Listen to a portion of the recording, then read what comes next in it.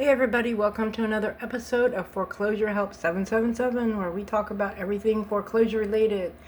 And guys, if you're new to my channel, I have my Foreclosure Help 777 at gmail.com email address. If you have a question or a comment and you need help with your foreclosure, you can certainly reach out. I do not charge for consultations if you guys have questions. I am not an attorney, I don't give legal advice.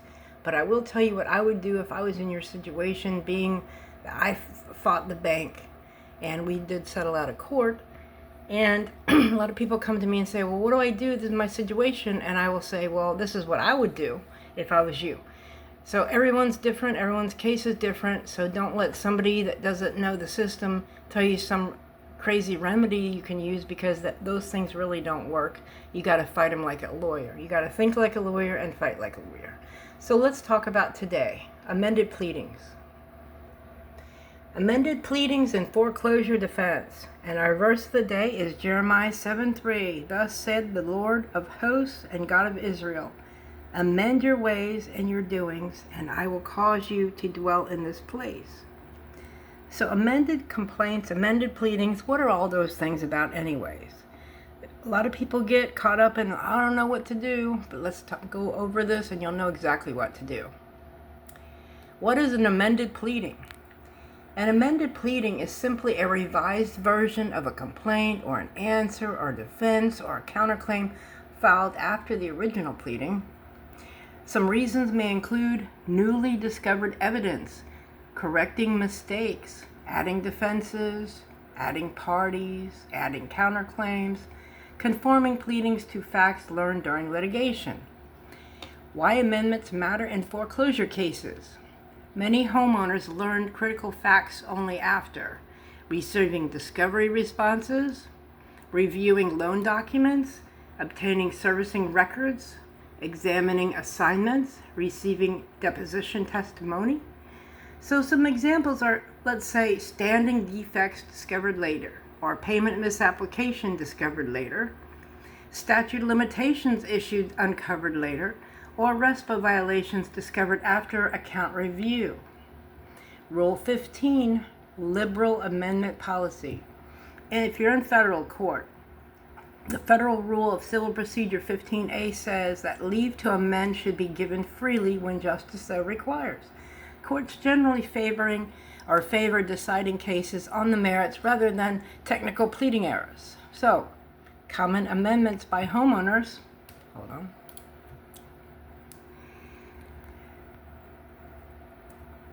Amended answer, adding lack of standing, failure conditions precedent, statute of limitations, payment defenses, or waiver and estopper. Amended counterclaims, where you want to add FDCPA, RESPA, TILA, breach of contract, declaratory judgment, or quiet title. Here's a real-world example.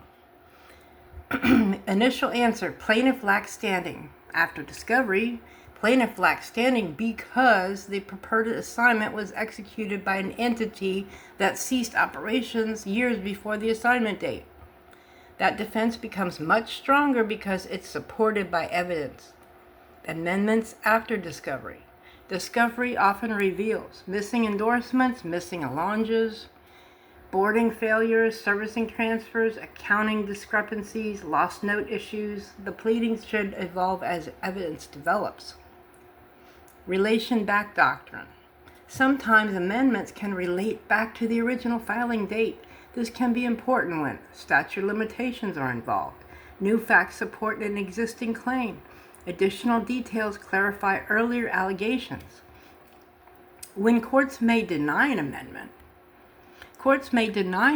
if it's an undue delay or bad faith or repeated failures to cure defects, extreme prejudice to the opposing party, or futility. But many pro se litigants receive some flexibility. Foreclosure litigation is dynamic. A foreclosure case is not frozen on day it is filed. As evidence develops, pleadings may change, defenses may strengthen, new claims may emerge, facts may contradict the bank's allegations. So some practical tips. Review every document carefully. Compare pleadings against discovery. Keep a timeline. Preserve all servicing records. Amend promptly when new evidence appears. The sooner a party seeks amendment, the more likely it is to be allowed. Discovery often reveals things that a homeowner simply did not know when the original answer was filed. So, there might be missing endorsements, defective assignments, payment application errors, servicing boarding issues, new RESPA or FDCPA violations, contradictory witness testimony, missing conditions precedent, accounting discrepancies. If you receive discovery and the discovery uncovered facts supporting additional defenses or counterclaims, that is exactly the type of situation where courts often allow amendment. Under Rule 15 in federal court and many similar state rules, courts generally favor allowing amendments when the case is still active relatively early, discovery is still ongoing, the amendment is based on newly discovered facts, and the opposing party is not unfairly prejudiced. So, a typical argument would be, defendant recently obtained information through discovery that was not reasonably available at the time of the original answer and counterclaims was filed. In the interest of justice and to permit adjudication of claims on their merits, defendant respectfully requests leave to file the attached amended answer and counterclaims. That gives you an example of how you word it. The timing matters, though. If the trial is next month and discovery is closed a year ago, courts scrutinize amendments much more closely. If discovery is still open or recently completed, the request is generally stronger. Many foreclosure defendants file a basic pro se answer at the beginning because they haven't seen the file yet. 6 months later, they discover the assignment was executed by a defunct entity, or the note endorsements don't match, or the accounting is a mess. That often is when the amended answer becomes necessary. One of the strongest arguments is the amendment is not based on facts previously known, but on information produced by plaintiff during discovery. Judges tend to view that much more favorable than amendments based on facts that could have been alleged from day one. So, one more thing, read your local rules first. Every court has its own procedural requirements regarding amendments. Before filing a motion for leave to amend, read those local rules, read the judge's standing orders, review any case management order, and check amendment deadlines. Some questions to ask: is leave of court required? Must the proposed amendment's pleading be attached? Is a red line version required? Is a conferral with opposing counsel required? Has the amendment deadline already expired? Here's a practice tip. Never assume Rule 15 is the only rule that applies. Again, always read your local rules. Amendment deadlines matter. Many courts issue scheduling orders containing amendment deadlines. Once that deadline passes, the party may have to satisfy not only Rule 15, but also Rule 16's good cause standard. Courts often ask, why wasn't this raised sooner? When was the evidence discovered? Was the party diligent? The sooner you act after discovering new facts, the stronger the motion.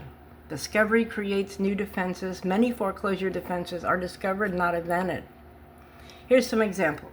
Discovery reveals and potential amendment. A missing endorsement, standing defense.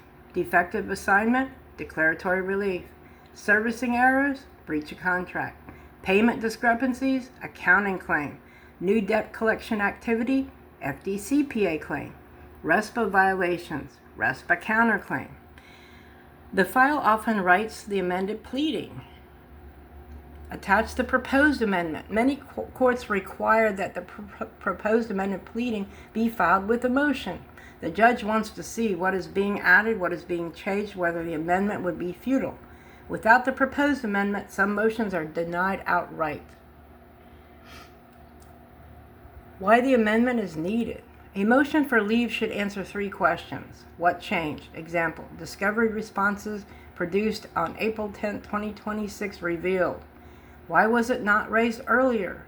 Example, The information was exclusively within plaintiff's possession. Why does justice require amendment? Example, the amendment will allow the case to be decided on the true facts. Banks amend their pleadings too, guys. It's not just us. Amendments are not just for homeowners. Foreclosure plaintiffs frequently amend too. Correct loan balances, correct party names, add missing allegations, attach missing documents, address pleading deficiencies. If plaintiffs are permitted to amend, defendants may also seek to amend when justified. Amending is not an admission of weakness. Some litigants fear amendment makes them look wrong, but it's not true. Good litigation involves facts as they emerge. An amendment may correct errors, clarify claims, strengthen defenses, incorporate discovery evidence, narrow disputed issues. Strong litigants follow the evidence. Keep a litigation notebook. Maintain a running list titled Potential Amendments. As discovery progresses, note new facts, contradictions, and admissions, missing documents, and new legal theories.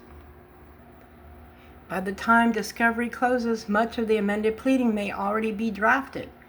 What did you actually file? In many cases, you do not immediately file the amended pleading. Instead, you typically file document number 1, motion for leave to file an amended pleading.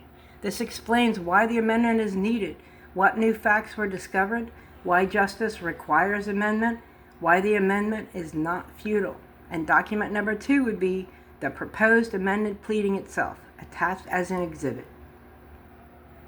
And again, some examples would be proposed amended answer, proposed amended counterclaims, proposed amended complaint. The judge reviews the proposed amendment before deciding whether to grant leave. Federal Rule 15A, know the timing. This is an important exception. Amendment as a matter of course. A party may amend, and this is in federal court, a party may amend once without asking permission within 21 days after serving the pleading or within 21 days after a responsive pleading or Rule 12 motion is served. If within that period, file the amended pleading directly. No motion to leave is required. After the time period expires, once the automatic amendment period ends, the party must obtain written consent from the opposing party or leave of court. This is when a motion for leave becomes necessary. Read the rule carefully and ask yourself if am I still within the amendment period? If yes, file the amended pleading. Has the amendment period expired? If yes, file a motion for leave to file attached proposed amendment. Does the scheduling order set an amendment deadline? If yes, review Rule 16 and the local rules as well. Common pro se mistakes: filing only the amended pleading, filing only the motion, forgetting to attach the proposed amendment, or ignoring local rule requirements. Your best practice is to read Rule 15, read the local rules, read the scheduling order, prepare proposed amended pleading, and file the correct procedural document. Local rules can change everything. Federal Rule 15 is only the starting point. Many courts have local rules explaining how amendments must be presented. Examples may include attaching the proposed amended pleading, filing a red line version, underlining new language, striking through deleted language, filing a comparison copy, and obtaining a conference with opposing counsel before filing a separate certification or conferral. Here's an example: red line requirements. Some courts require litigants to clearly identify every change. For example, deleted text: plaintiff has no standing to enforce the note. Added text: plaintiff lacks standing because the assignment was executed after the trust closing date. The purpose is to allow the court to quickly identify the proposed changes. And you can see it's underlined, so that's the new stuff. Don't let procedural defects substance. A strong amendment can be denied if procedural requirements are ignored. The court may reject a filing just because a required exhibit was omitted, a red line copy was not provided, a conferral requirement was ignored, the wrong motion was filed, the local formatting rule was not followed. The strongest argument in the world may never be considered if the filing fails to comply with the local rules. And guys, now the court has factual allegations to evaluate. The legal theory may be the same, but the factual support is stronger. Courts often expect refinement, especially with pro se litigants. Courts frequently recognize that facts develop over time, discovery uncovers new information, pleading defects can be cured. This is one reason why courts grant leave to amend. The judicial system generally prefers resolving cases on their merits rather than technical pleading errors, and some cases survive because they were amended. A claim that is vulnerable to dismissal today may survive tomorrow if additional facts are alleged, missing elements are pleaded, documents are incorporated, contradictions are explained, discovery evidence is included. Amendment can transform a pleading from merely possible to plausible. Guys, I hope that you enjoyed this video today, and if you have any questions or comments, please leave them in the section below, or send me an email if you have any questions. And thank you for subscribing if you have subscribed. And as always, everyone, have a blessed day.